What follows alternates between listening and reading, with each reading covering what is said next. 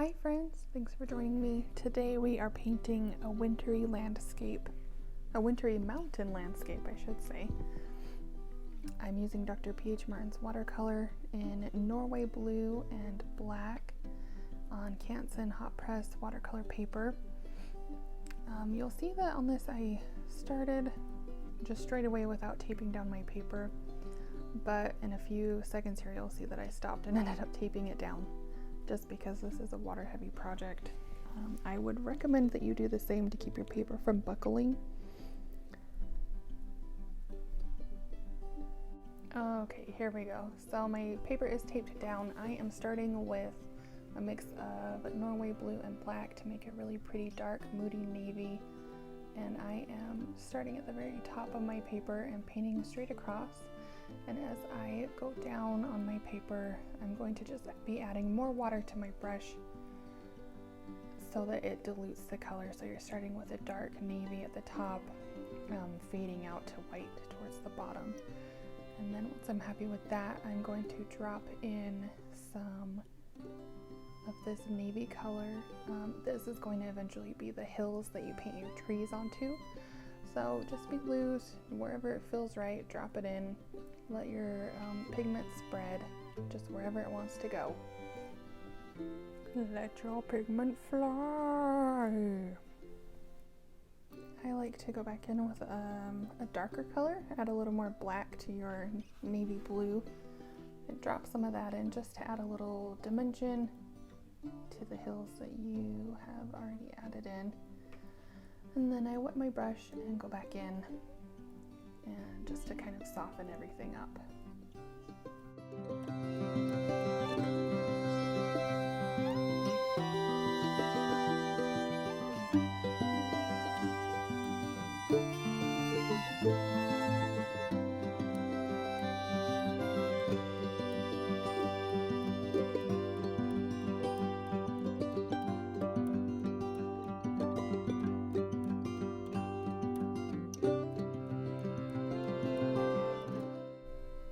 At this point I decided I wanted my sky to be a little bit darker, so if you decide that you need that on your painting as well, just go back in with your navy blue color and soften it with more water as you go further down on your paper. Once you decide that that's looking pretty good, then it'll be time to move on to the trees. Yay, time to paint the trees now. First things first, make sure your paper is completely dry. Then you are going to take that navy blue color and you're going to dilute it down so that it is about the same tone as whatever your first little, what do we call this, land blur is. With landscapes, the general rule is the lighter an object appears, the further away from you it is. So your trees that are going to be further in the background are going to be the lightest color. I try to mix it up just to add some interest. So some of the trees will be just barely visible, other ones a little bit darker. The bulk of these ones I'm going to be doing the same or similar color to the land blur just for now, and then as we get more trees in, we'll just go back in with darker colors to add a little more depth.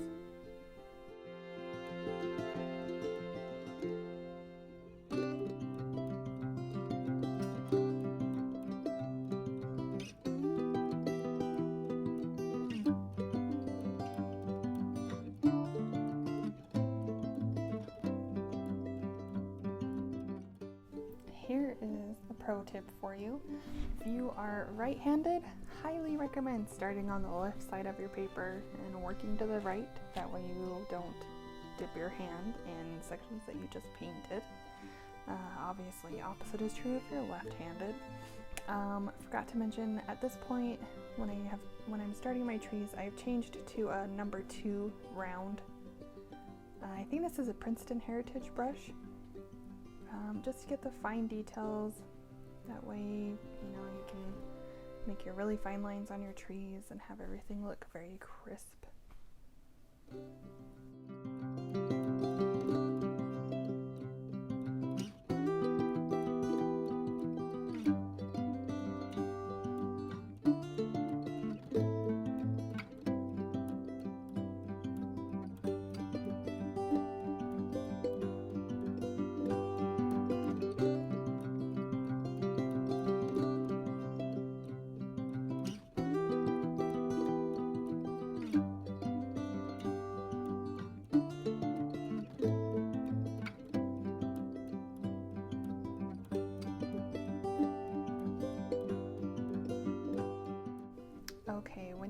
ready to start doing your darker trees, if you like the Misti Effect that my painting has, all you need to do is put your tree in and then just dab the bottom of it with a paper towel to lift off some of the pigment.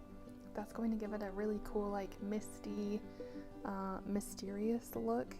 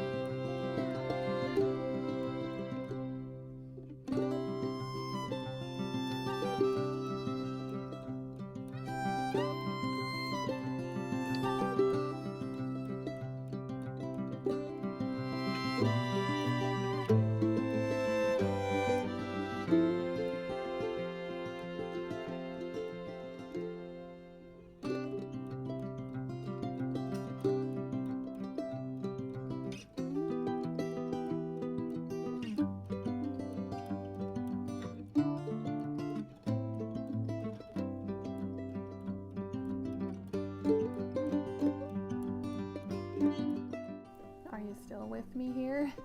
It's a lot of trees, so you'll see they're slowly starting to get darker and darker. Still dabbing the bottoms to give it that misty effect. Some of them I like to dab more towards the middle, just to kind of vary the mist, give it a little bit of movement.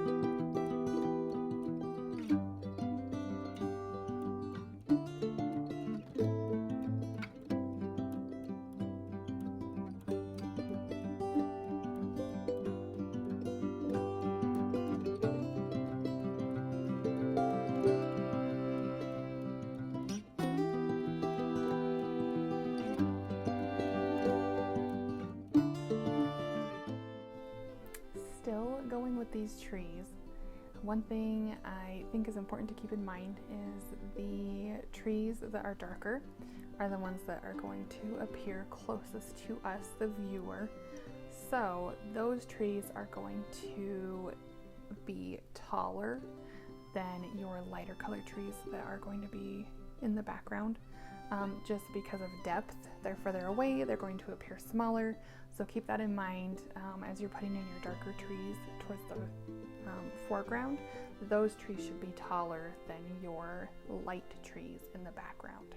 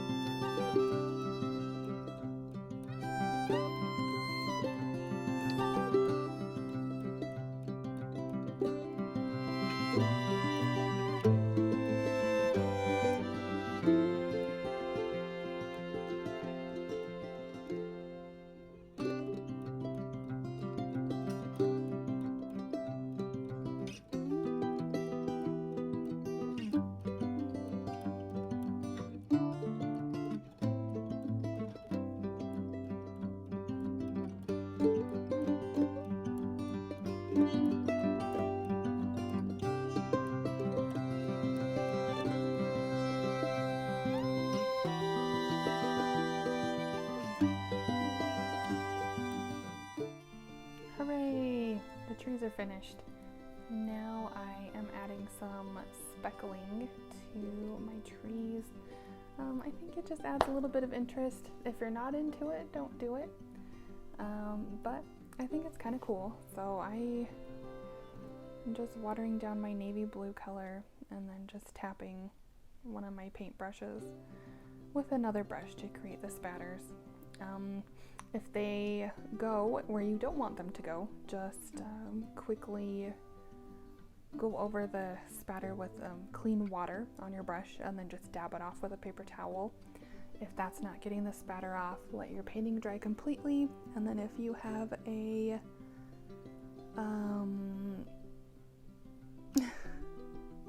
dang it, what are they called? A magic eraser. If you have a magic eraser, you can get that wet and just gently rub it on your paper and it should lift the spot off. It's a cool little magic trick. Anyways, continuing with the spatters, lifting them off if any landed where I don't want them to go.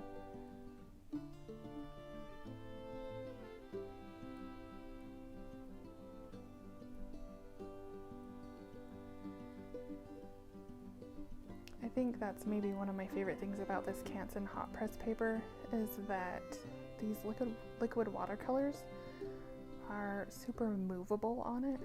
So if you get paint where you don't want it to go, it's usually pretty easy just to hit it with clean water and dab it off.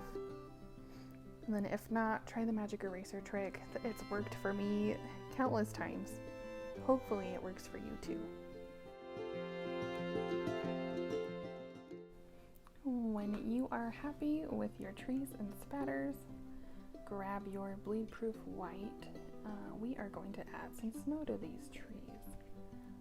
I mostly just do it to the darker trees so that the snow really stands out on them. Try to keep it more towards the trunk. If you can kind of imagine where snow would sit on an actual tree, it seems like it gathers more towards the center of the tree where the branches are a little bit thicker. So that's where I would recommend putting your bleed-proof white, and then just go through your trees and add some snow.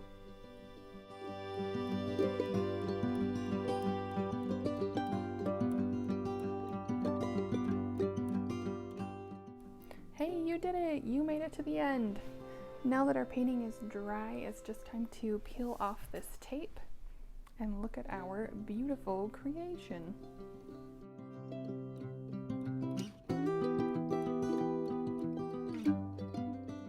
Thank you so much for painting with me today. I hope you enjoyed this tutorial. If you decided to paint these magical, misty, wintry mountains, tag me on Instagram. I'd love to see what you made. As always, products are linked below in the description. If you have any questions, definitely let me know. Thank you so much, and I will see you next time. Bye!